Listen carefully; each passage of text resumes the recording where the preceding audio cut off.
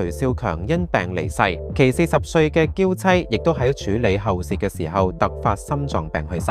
二人留低一對10幾歲嘅孩子，睇住亦都係唏噓不已。而徐少強同雪梨所生嘅2個孩子，全程出現喺葬禮上送爸爸最後一程。雪梨同米雪亦都到咗現場吊唁，愛過恨過，一切都隨住縷縷煙霧飄散咗。如今嘅雪梨仍舊孤身一人，2個孩子亦都長大成人，唔需要佢操心。而雪梨亦都冇諗住揾個老來伴，佢認為自己一個輕輕鬆鬆遇到好嘅仲 OK。佢仲係本住隨緣嘅態度，不刻意亦都唔強求。早前有報道睇到雪梨同一眾好友登船演出，其實不久之前雪梨因為胸口悶痛求醫，發現心臟血管堵塞，需要立馬動手術。當時嘅佢亦都係好怕，感覺自己要面對死亡一樣。好在手術成功，而且佢亦都買咗保險，自費部分唔高，仲能夠承受。而家都要一直服用薄血丸同膽固醇藥。手術休養期間，佢增肥咗20幾磅，